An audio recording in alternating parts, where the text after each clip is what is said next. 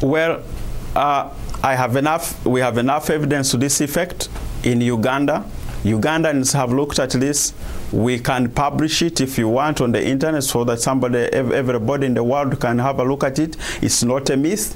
It's a fact that this is happening. It's very disturbing that's happening to our children, and it is a cause that you and me should support to make sure that we protect the children of Uganda.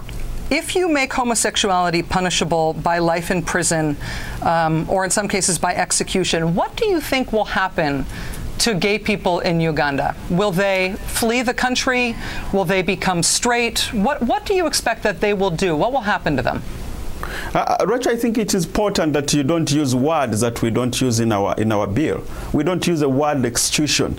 Don't make it so hard to look as if Bahati is a Hitler or is a Saddam Hussein or Idi Amin. I'm just a simple young man who lost both parents at the age of 3 years, grew up as an orphan. I have a passion for children, and this is what is really motivating me. I'm a God-fearing person. I want to make sure that this law is consistent with God's law. To be clear, Mr. Bahati, I didn't call you Hitler or Saddam Hussein or Idi Amin. I didn't raise any of those issues, and I never would. And although you don't want to use the phrase execution, that's just a simile for the death penalty, which is part of your bill. And I realize you said you'd be willing to take that out. But let's even say that was taken out. I'll ask you the question again. If your bill succeeds and you make homosexuality punishable by life in prison in Uganda, what will happen to gay people in Uganda? What do you expect to happen to them? Do you expect that they will become straight? Do you expect that they'll flee the country? Do you expect that they will be arrested and imprisoned? What do you think will happen? Well, Rachel, first of all, I want to say that I know that homosexuality is a human right here now in America. But we don't believe that it's a human right in Uganda. And we understand your side of the story. And we respect you and ask you to also understand our side of the story. Now, if we take it as a crime, then anybody who is engaged in this will face the rule of law. And this, I think, is straightforward. It's obvious. We hope that's a learned behavior that can be unlearned. Okay. I used the word simile when I meant synonym. I know. Sue me. I'm sorry. Where do you think he gets that idea that homosexuality can be cured? It can be unlearned. Please stay tuned. There's more. You know, talking to people who want you dead, you sort of get used to.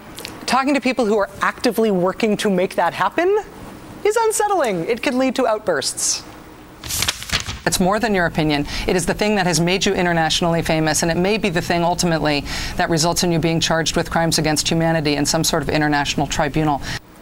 More of my interview with the author of the Kill the Gays bill, still to come. I know that recently in Uganda, last month and in October, a small newspaper published names and addresses and photos of Ugandans who are allegedly gay, and it published a big banner that said, "Hang them." If your bill passes, should police use that information to go hunt these people down and arrest them? I know that paper, the Rolling Stone, and I think these are young people who are also concerned on the huge problem that we have in our country. They are people who are frustrated by lack of a clear and specific law that can address this problem. And once the law passes, we would expect that the enforcement agencies would do their part to implement the clauses of the law. But this is a bill, Rachel. It's being discussed in the Parliament. We expect proposals from all over the corners of the world, and it's debated through a democratic process in a democratic country. It's a Ugandan bill meant for Ugandans to protect the children of Uganda. But let me ask you about that, though. One other provision in the bill that I think is very interesting is that if Ugandans who are gay go anywhere else in the world, they go to any other country, and they commit something that is an offense under your bill, so they have sexual relations in another country, your bill provides that they should be extradited from that other country back to Uganda to face prosecution. That implies that you are trying to eradicate homosexuality, not just in Uganda, but anywhere else that it might exist in the world. Is that your goal? We are proposing this for Ugandans, and within the constitution and the legal framework of our country. It has nothing to do with Americans, has nothing to do with other people of the world, because Uganda is a sovereign state. It respects other sovereign states. But somebody who was visiting here on a visa like you have from Uganda, who engaged in a consensual relations here in Washington, D.C., where you are, or in New York City, where I am, you would expect the United States government to extradite that person to Uganda to face prosecution for that relationship in the threat of life imprisonment. You think the United States government should do that as respect for Uganda? That can well happen in countries where we have working protocols that can admit that. Where it cannot, then it will not happen. But I think the bottom line, Rachel, is to make sure that we protect the children. That's the bottom line we're looking at, to defend the tradition of family in Uganda. How do gay people hurt the traditional family in Uganda? The existence of gay people living in Uganda, having relationships with one another, how does that hurt your family, for example? It hurts my family when my child goes to school and is converted into gay in a practice that it is not acceptable in our society.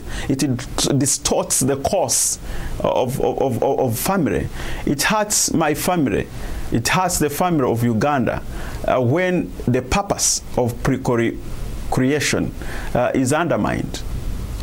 Sir, when you say that homosexuals are recruiting children to be gay, you say that you have evidence for this.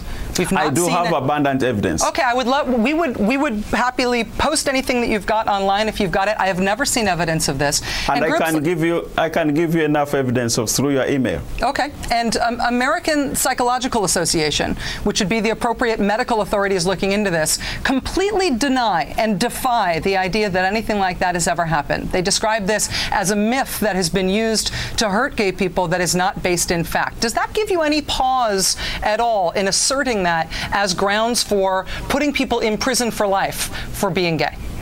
You know, we respect America, we respect the views from America, but I think we have our own views and our own mechanism to find out what affects our citizens in Uganda. Homosexuality is not a way of life that we accept in our country. It's not part of our culture. It's not part of God's law. And this is Uganda. What is God's law about homosexuality in your view? God's law is that homosexuality is sin. Punishable by? God's law is that homosexuality is sin. And God's law says that all authority comes from him, and we should also consider what belongs to Caesar. We also know that it is also consistent, this bill is consistent with the preachings of a son of a Jewish carpenter. So, to be clear, you're telling me you're sort of going halfway there, and I'm asking you to explain your full view on this, because this is clearly what's motivating you, and I'm trying to figure out your ultimate aim here. Yes. In your view, God's law is that homosexuality is a sin. In your view, does God's law prescribe an appropriate punishment for that sin? God's law is always clear that the wages of sin is death. Whether that is implemented through a legislation like mine or by a mechanism of a human being, whatever happens is the end result that we need to turn to God if we have sinned. I'm not involved in a hate campaign. I'm not involved in something of that nature that you are trying to describe.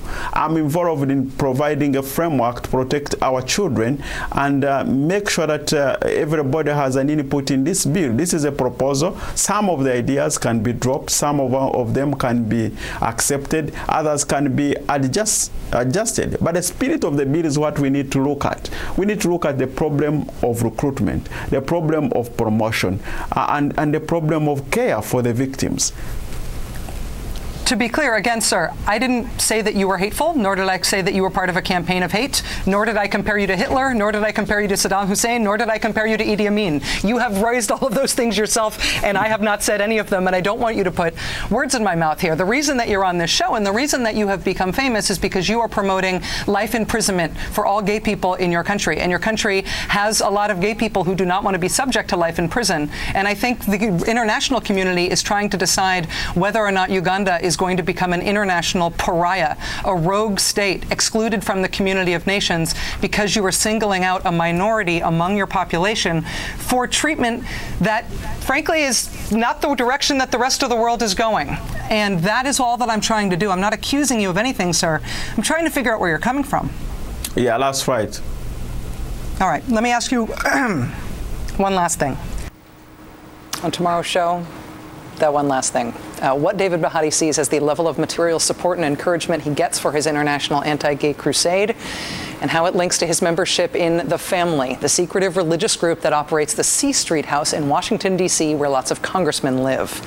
Also, we waited all day by the inbox expecting that evidence he promised of kids in school being paid American money to become gay. Still hasn't arrived. Totally checking the junk mail filters right now. We'll be right back.